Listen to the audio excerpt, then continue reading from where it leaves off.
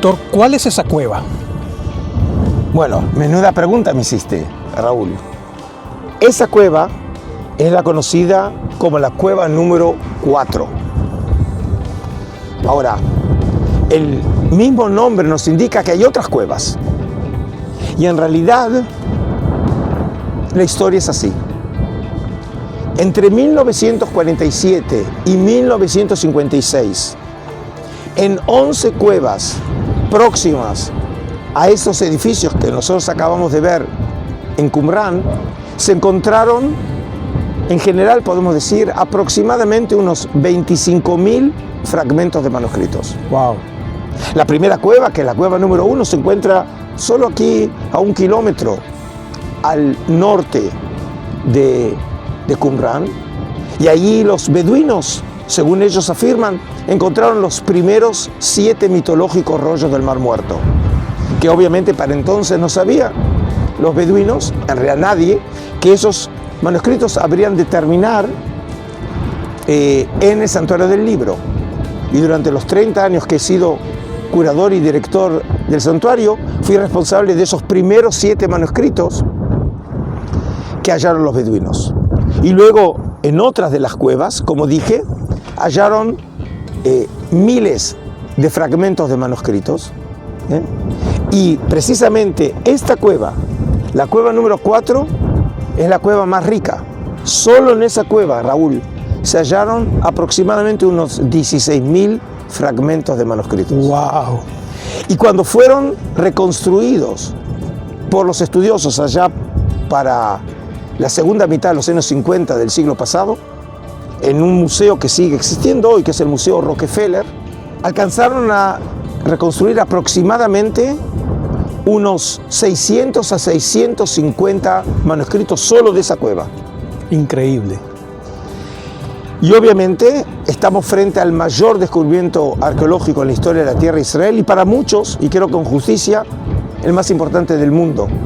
Porque realmente el descubrimiento de estos documentos, que en total hoy tenemos de esas cuevas unos 1.000 documentos, de hace 2.000 años atrás, representa precisamente un parteaguas, un verdadero punto de inflexión en la manera en que nosotros entendemos e interpretamos el mundo antiguo, y más precisamente la época grecorromana.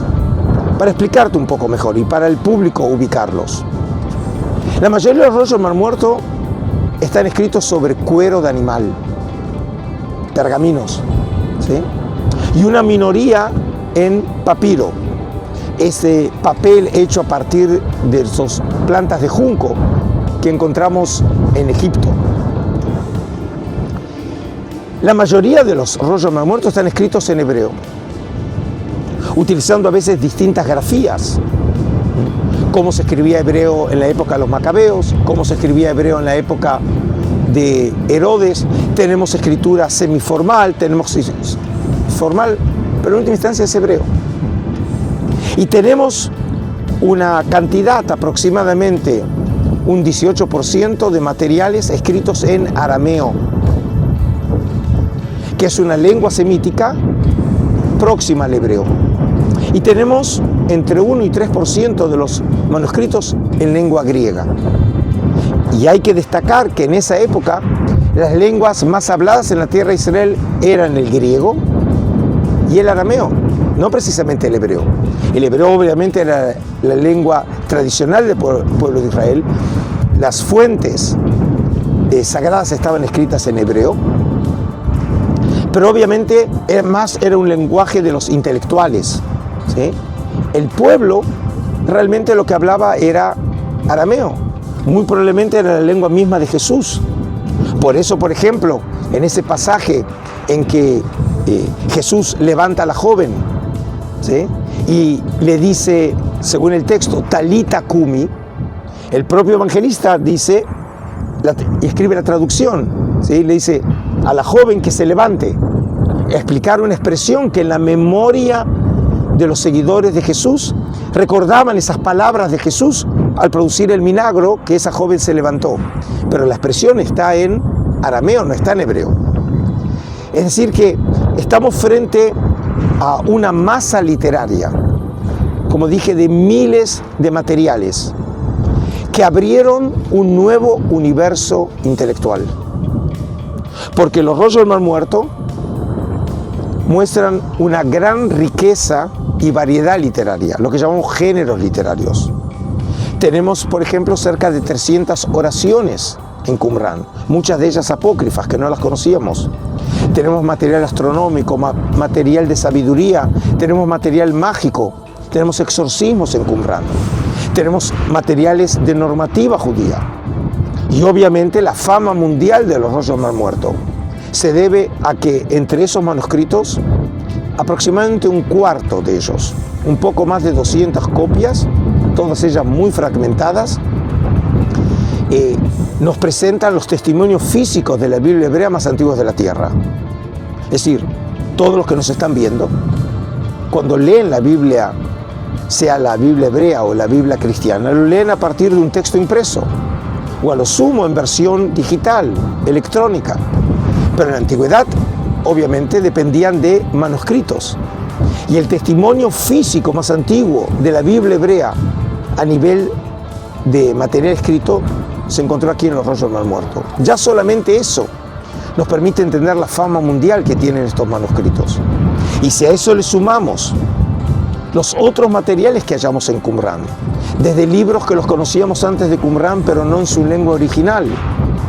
Por ejemplo, en un momento de esta visita aludí al libro de Jubileos, que lo conocíamos, el libro de Jubileos, por manuscritos llegados de Etiopía, pero en etíope clásico, en Ge'ez, y ahora lo encontramos, esa obra, en su lengua original, en hebreo de hace 2000 años.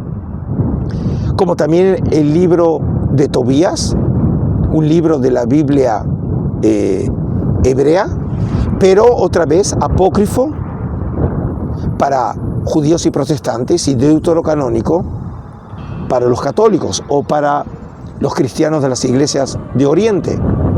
Y ahora, en vez de conocerlo en griego o en traducciones a partir del griego, ahora encontramos 5 manuscritos en Qumrán, 4 en arameo y 1 en hebreo, es decir, en su lengua original.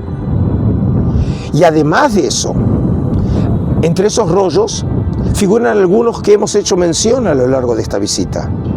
Por ejemplo, la regla de la comunidad, el comentario a Habacuc, el rollo del templo, el rollo de la guerra. Son todos documentos que no los conocíamos, que no sabíamos de su existencia hasta que se encontraron estos documentos entre los rollos del Mar Muerto. Y desde ese momento entonces tenemos por primera vez en la historia no solamente manuscritos bíblicos tan antiguos, no solamente copias antiguas de libros que conocíamos, sino incluso libros nuevos, que nos permiten conocer una nueva perspectiva del ser judío, de la ley judía, entre grupos periféricos de esos años, que obviamente formaban parte de la oposición, no de la coalición de gobierno. Y nos permite de esta manera la arqueología completar esa imagen que no la conocíamos del mundo antiguo, permitiendo en última instancia entender los orígenes del judaísmo histórico y recontextualizar por primera vez los orígenes del cristianismo.